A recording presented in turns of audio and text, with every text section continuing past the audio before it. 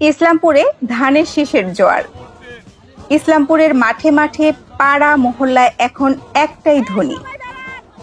BNP চেয়ারপারসনের উপদেষ্টা, সাবেক মন্ত্রিপরিষদ সচিব, ইসলামপুর উপজেলা বিএনপির সাবেক সফল সভাপতি জনাব এএসএম আব্দুল হালিম সাহেবের নির্দেশে ইসলামপুর উপজেলা বিএনপি, যুবদল, ছাত্রদল, স্বেচ্ছাসেবক দল, মহিলা দল সহ বিএনপির সকল সহযোগী সংগঠনের নেতাকর্মীরা নেমেছেন মাঠে।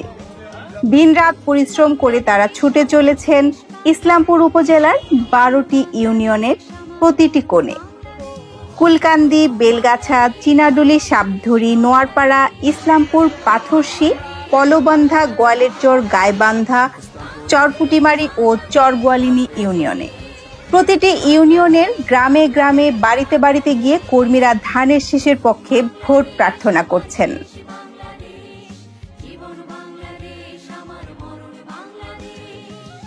তারা মানুষের কাছে তুলে ধরছেন বিএনপির ভারপ্রাপ্ত চেয়ারম্যান তারেক রহমানের ঘোষিত 31 দফা কর্মসূচি, যার মূল লক্ষ্য জনগণের অধিকার পুনরুদ্ধার এবং একটি স্বচ্ছ, জবাবদিহিমূলক রাষ্ট্র গঠন।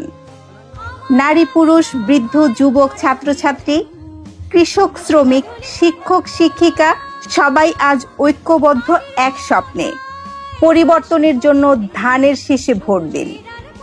ইসলামপুরের প্রতিটি ইউনিয়নে এখন জেগে উঠেছে নতুন উদ্দীপনা। কুলকান্দি থেকে চরগোয়ালিনী পর্যন্ত মানুষের মুখে মুখে একটাই কথা, হালিম ভাইয়ের নেতৃত্বে গড়ব সুন্দর ইসলামপুর। এ যেন হালিম ভাইয়ের জোয়ার, এ যেন ধানের শীষের জয়ধ্বনি। ইসলামপুরবাসীর হৃদয়ের গভীর থেকে উচ্চারিত এক আহ্বান।